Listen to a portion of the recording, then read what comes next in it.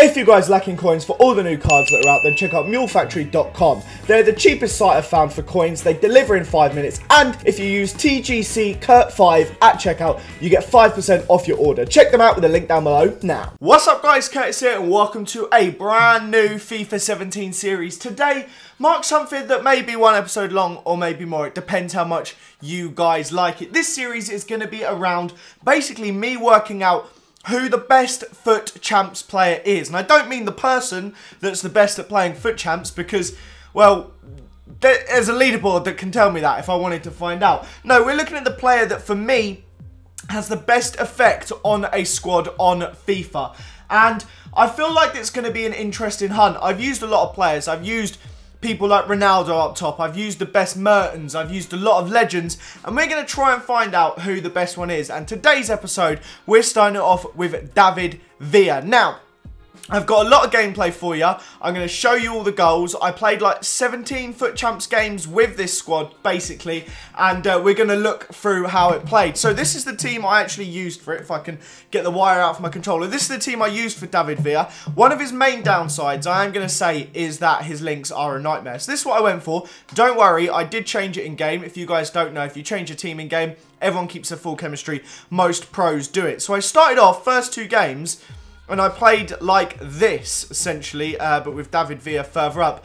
And I'm not going to recommend it. I didn't enjoy it. I'll show you later on all the results we got across the games. I actually lost both games that I did this, and then I went on to only lose 2 in the next 15 by changing the formation. This was the formation we settled with in the end, though, if I can find it. It's this one where we don't have wingers. And Iborra was our defensive midfielder. It was a little bit like this, which is quite interesting. It worked incredibly well. Iborra, as a central defensive midfielder, is a rock. He's 6'5", absolute man mountain. He's a beast. And these two up front, it was just ridiculous. So that's the team we went to in game. We're going to go to the gameplay now and we'll kind of talk you through all the goals and how I found David Villa and what I liked about him. And then we'll give a verdict at the end. So, the gameplay. There's a few things that need to be said too, guys, as well, is don't forget, one thing I need you to do is to comment down below players you think I should try out in future episodes. So these clips will be goals and assists from David Villa across those games, and there's quite a few to choose from. Given that we were winning quite comfortably most games, we were playing really well with him, other than, like I said, 2 games basically once we changed the formation. So, he's kind of got it all. David Villa, I'm going to spoil it a little bit now. I'm going to say has really quickly become one of my favourite FUT Champions players, which is mental. I did not think that would be the case when I tried him out.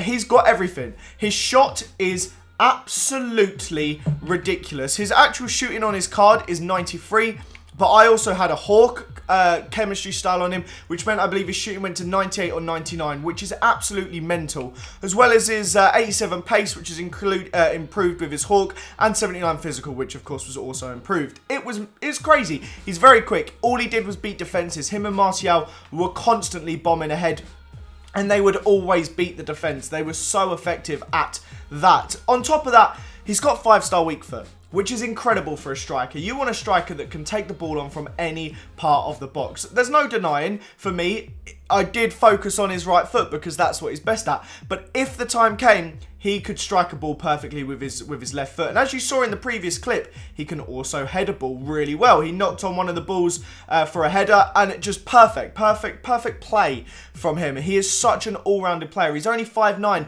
but he can still win balls in the air. On the talk of his like kind of not on card stats, he also has 4-star skills. There's a perfect example of that there. He didn't even get an assist for that one, but he did all the work. He basically won us that goal there. That was all him.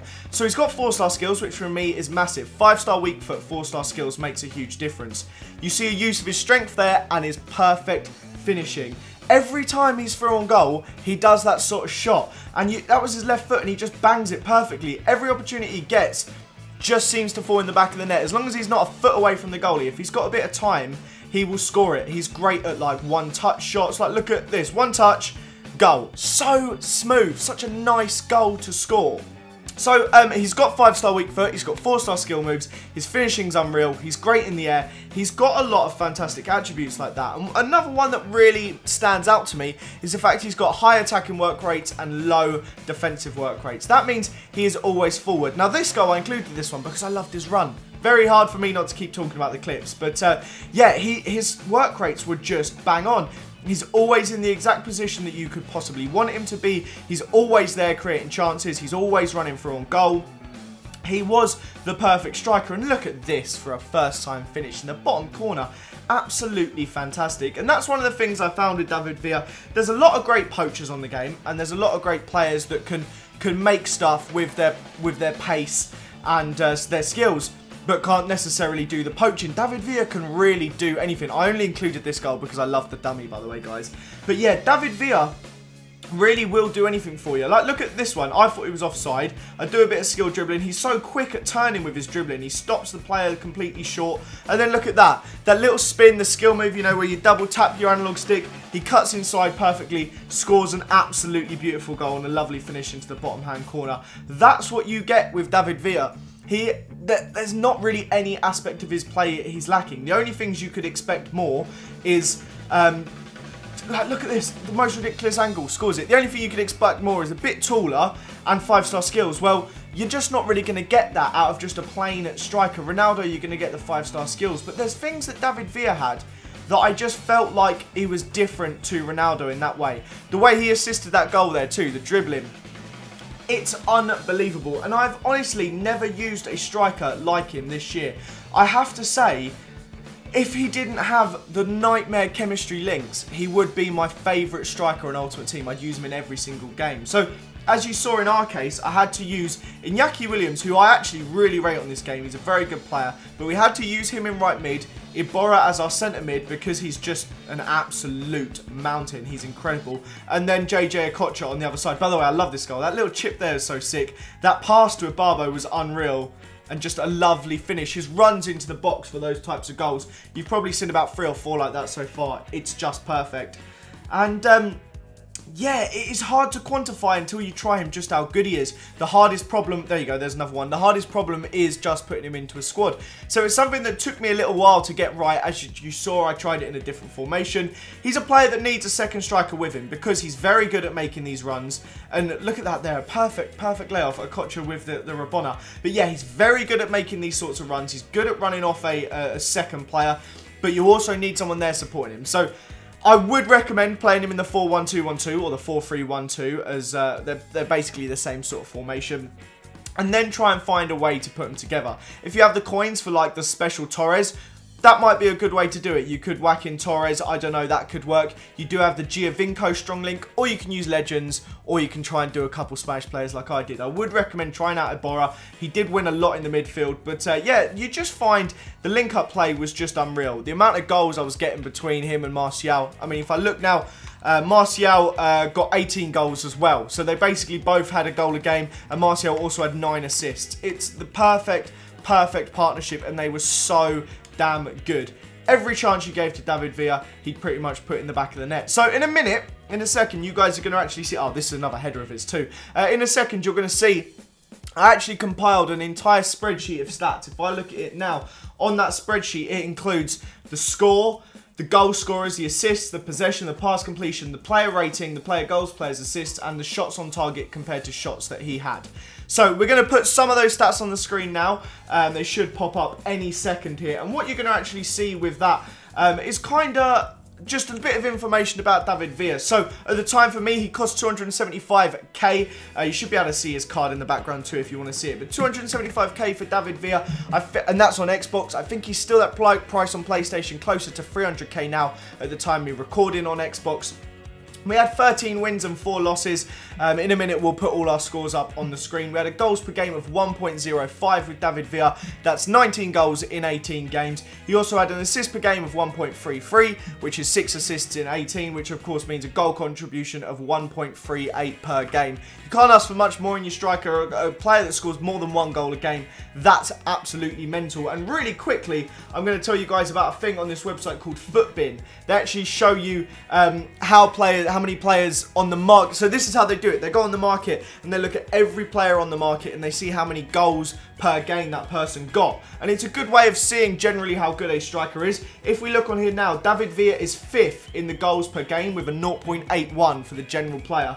The only people above him is the striker Ronaldo, 1st in form, striker Ronaldo, 2nd in form, Team of the Year Ronaldo, and the Team of the Year Suarez. So apparently they're the only 4 players with a better goals per game than David Villa on the market. I think that shows a lot. I also went through and got his average rating. So I went through every game, looked at all his ratings, like 7.5, 9, 8.8, 9, 7.5. Looked at every time he had a rating. His worst game was a 7.4, and in that game we won 2-0 anyway. So it's not exactly that bad, is it? So that's his average rating. We're also going to put some of the goals and the goal scorers on the screen. These were the scores. This shows, if you look through these, how often he was scoring. So, the first game was a write-off. That was our first game on the Saturday. We got battered 4-0. That was with the old formation. Then he scores 2, scores 2, scores 1. The one where it's an own goal, that came from his shot and Alexandro put it in. So, technically, Villa scored in almost all of those games. We go all the way down to the 2-1. There's 4 rage quits around that. Some of them 45th minute, some of them 60th, 70th. There could have been chances for more Villa goals, but he missed a game and then got 2-2-2, which is absolutely nuts. And then in the 3 games where he didn't score, he got an assist in the first 2 and then just played well in the 3rd one.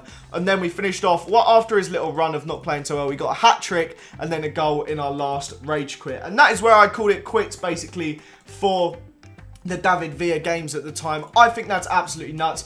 He has been, in my opinion, the best striker I've used on Foot Champions so far. And this is a series I'm going to try and do once a week, twice a week, depending how many Foot Champions games I play each week. So, of course, that means you need to comment down below who you think I should include in future episodes of this. What striker have you used that is absolutely unreal? I'm thinking about trying out Mertens next week. Who else was on this top list? I'm on a new account, so I don't have as many coins as before. But I was thinking Mertens. I was thinking the new Lewandowski could be incredible.